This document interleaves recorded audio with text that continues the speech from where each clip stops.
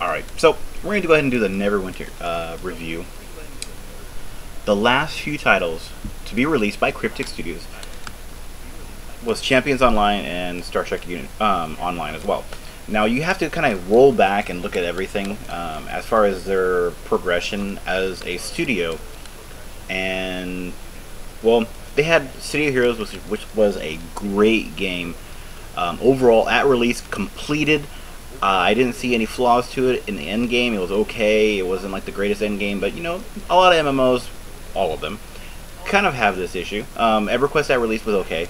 It had its end game at the time, and they added more to it as they went along. So that was actually a really good standard to set. They set the bar, and it was kind of high, and no MMO has come close to it ever since.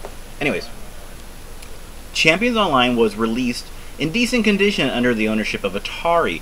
Now, Cryptic Studios was actually sold to Atari by the original owner of Cryptic Studios, and under new management, well, they had over 100 bugs that I personally reported in the first month.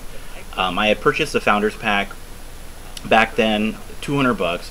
I was so turned off by the game after a month because there was no end game at all to it that I wanted a refund. But because of the fact that I played it so much and I was so involved in the game, and I honestly, you know, I thought I was investing something for the future as far as that I could play for a long time, because it was such a strong beginning that I invested a lot of time in it.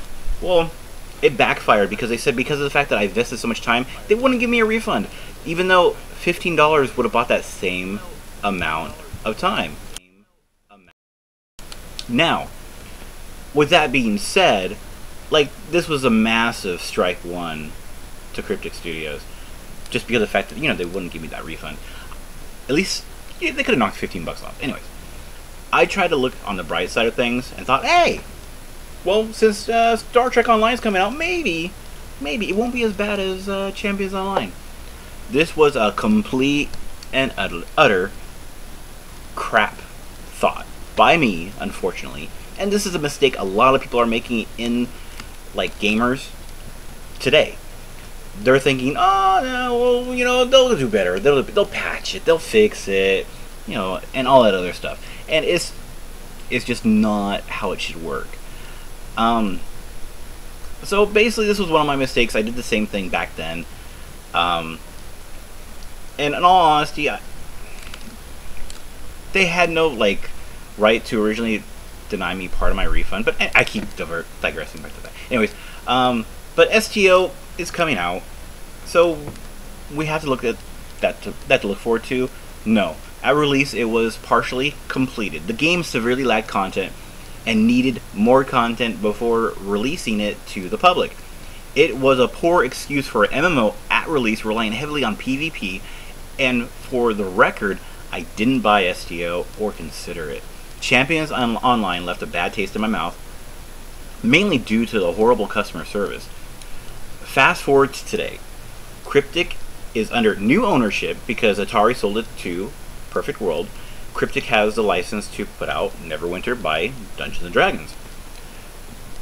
After playing through the game, I have several issues with it. First off, the only reason I find myself coming back to Cryptic, mainly in hopes that they would develop a game similar to City of Heroes, where it was just, at launch, it was great. This was not the game. Not at all.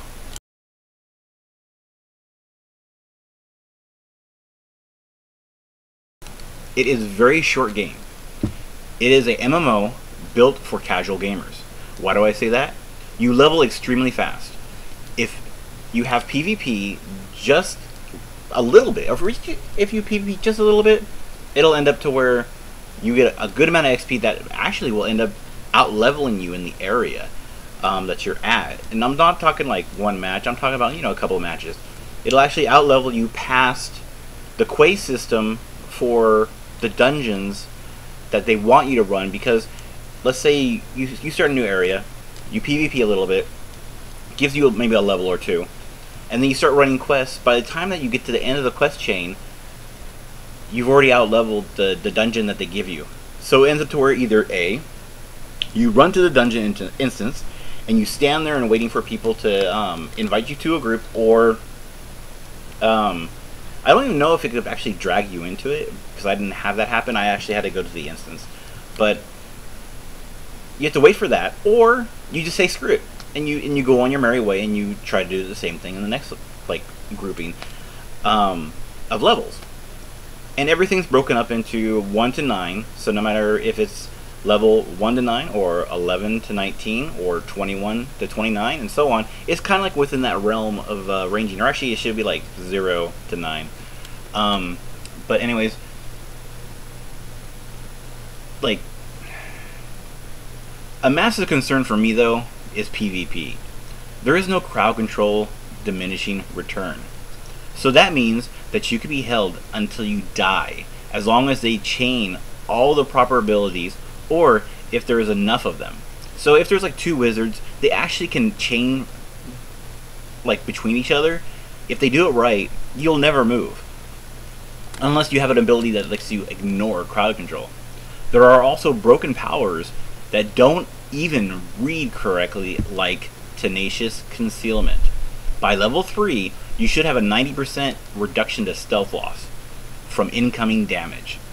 But in fact, it remains at 30%, giving you no reason to level it up. The most damaging issue to PvP is the pay-to-win mounts. PvP is nothing more than 3 different caps on 2 different maps where you accrue points to win a match. Mounts allow the players to move faster than normal in order to capture points, even outrun them or chase them down. Typically, a mount increases your speed by 80%. The pay-to-win mounts increase your speed by 110%. Well, this is only 30%. It can't make a huge difference. If a player actually puts runes in utility slots for speed, it'll end up to where it'll make a huge difference. That 30% will make a massive difference. The player will move extremely fast on the field to either get away from you, chase you down, or just to capture points.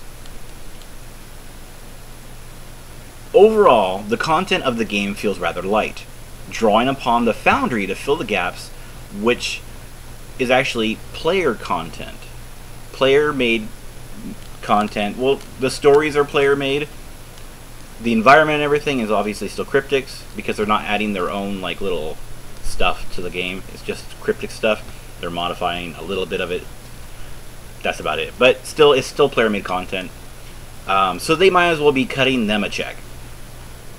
But to ensure that the players who run Cryptic-only content reach cap level 60, they made it extremely easy to hit level 60 with massive XP flow. At least this was my experience. I believe the game was built with a variety of short-term goals, with no goals in mind for the long term. Because of the easy leveling process and lack of self-reflection by the dev team to actually like look at their own game and say, would I play this in a year? I don't think they looked at that. Because in a year, I don't think they would play it. On a side note, this game reminds me of DDO, a city with a series of instances around it to travel to. Why not break out of the shell? I mean, I understand that Cryptic has done this before. Champions Online, I mean, even Star Trek Online is kind of like that. City of Heroes was like that, but I mean, they should have thought that, hey, you know, let's do completely open world, not instances. But they chose instances. That's a small, minor thing. It's not huge for me. But would I actually ever buy this game if it was a box game for sale? If it didn't have the pay-to-win model, no, I wouldn't. The end game has 15 instances and PvP. That's it. And all of them are 5-man. Nothing new, no breaking away from the mold. The game reminds me of Terra on some level, with an accelerated XP chart and just more of a variety of quests. Terra becomes a little bit redundant. The mobs are kind of similar. As you progress through it, you kind of actually spot where it's like one mob and like a bunch of little babies, basically. And it feels like the same thing over and over again, because those keep popping up. But then again, this game could be kind of like that. I just didn't notice because I leveled out. Well, I leveled too quickly. So it was really easy. But then again, you know, like, once you hit level 60, like, you're not really as concerned, I guess, with it.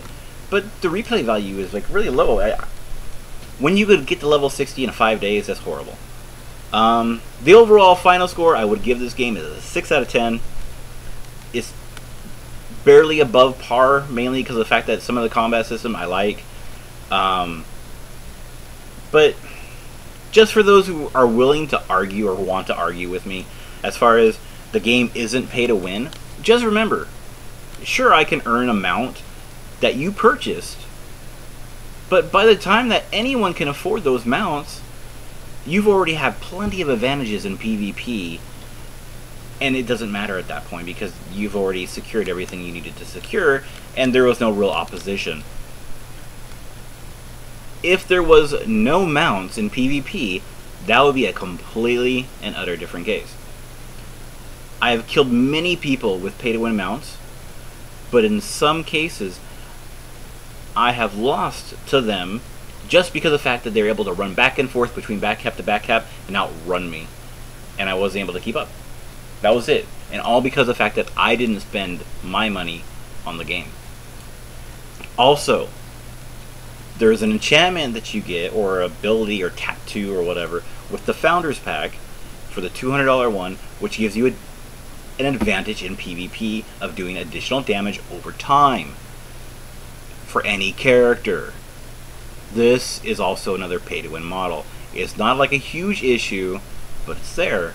Like I said, I've killed them without a problem, since mainly because of the fact that the end game PvP, Alpha Strike City, that's basically what it mostly relies on.